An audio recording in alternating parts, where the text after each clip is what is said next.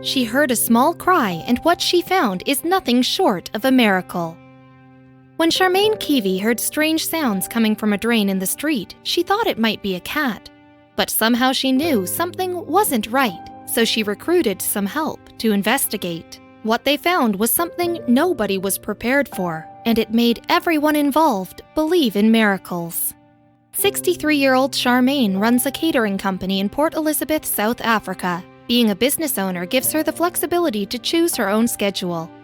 Early every morning, she takes her wiener dog, Georgie, for a walk. This April day seemed a day like any other, but when her dog started barking loudly at a drain duct in the gutter, everything changed.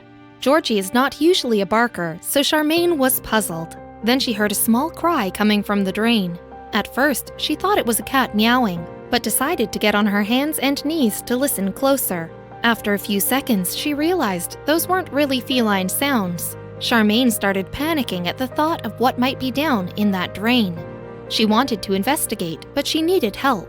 The only way to get into the storm drain was to remove its large concrete cover. Charmaine knew she couldn't do it on her own, so she went onto the street and started waving at passing cars, hoping one of them would pull over. At this time of day, people were driving to work, making it unlikely that someone would risk being late just to help a stranger. But she was in luck. Electric fence installer Corny Viljoen stopped his car. Charmaine explained to him what was going on, and he also bent down to listen to the sounds. He too heard faint sobs that he thought could be human. He walked to the trunk of his car and pulled out a steel bar. With Charmaine's help, he used it as a lever to lift the concrete lid covering the drain. They looked inside but saw nothing. The bottom of the drain was about 6 feet down. Carefully, Corny climbed inside. As soon as his feet touched the ground, he started feeling multiple stings on both his legs. He realized he was standing on top of a red ant colony. Unfazed, he continued his mission, but maneuvering inside the drain didn't prove to be an easy task.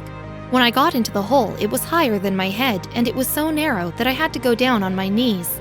And I couldn't bend over, recalls Corny. He started feeling around with his hands in the dark, looking for the source of the cries. Then he touched something that sent a chill down his spine. Corny's hand came upon what felt like a baby's leg. His suspicions were confirmed. It was a baby's cries that he and Charmaine had been hearing. He took out his phone and snapped a photo to document the situation. Unsure if the baby had any injuries, he picked it up very carefully. That's when he realized something even more shocking.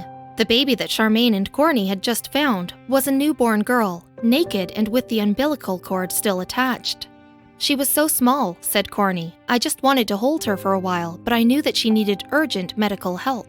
He told Charmaine to call emergency services. The pair had no idea if the baby would make it. Corny handed the baby to Charmaine, who wrapped her in a jersey to keep her warm. Soon after, police and paramedics arrived at the scene. They quickly treated her for hypothermia before rushing her to Dora Ninja Hospital. That's when the true extent of her condition and health became apparent. Once word got out that a newborn child had been found inside of a storm drain, provincial health spokesperson Sizwe Kupelo made a statement where he confirmed the child was suffering from hypothermia and a respiratory infection caused by her exposure to the cold. And according to the social worker assigned to her case, Charmaine and Corny rescued her just in the nick of time. Social worker Pamela Rabush estimated that the baby had been left in the drain at least a couple of hours before she was found, and had been close to succumbing to hypothermia. "I just do not know why anyone could do this to a newborn baby, but I was just so glad that we were able to help her and save her life," stated Corny. Police began working to find the answer to that question. Police spokesperson Colonel Priscilla Naidoo put out a call for any witnesses or people with knowledge of the incident to come forward. An investigation into concealment of birth and child abandonment was also opened. The department's Family Violence, Child Protection, and Sexual Crimes Unit was called in to try and trace the baby's mother. But Charmaine believes it's not only the mother they should be looking for. There is no way that a mother who had just given birth could have lifted that heavy concrete cover on her own, as it took me and a very strong man with a big steel bar to get the lintel off the drain, said Charmaine. There are clearly people out there who know who the mother and the baby are. Meanwhile, at the hospital, the baby proved to be a fighter. She is not out of the woods yet, but she is breathing on her own now, and the nurses say she will make it, Corny said. Hospital staff named her Grace April, and her story has made her a celebrity of sorts at the neonatal ward. If her mother isn't located, Miss Rabouche is tasked with finding her a safe home. Despite her first few rough hours of life, Charmaine believes she has a bright future. I cannot help but feel that there was some sort of plan and a purpose for this little girl's life, Charmaine told reporters. I honestly believe I was meant to find that baby by God, as I usually take a different route on my dog walk. I hope if the mother does not come forward, that Grace April finds a loving family and makes her mark on this world.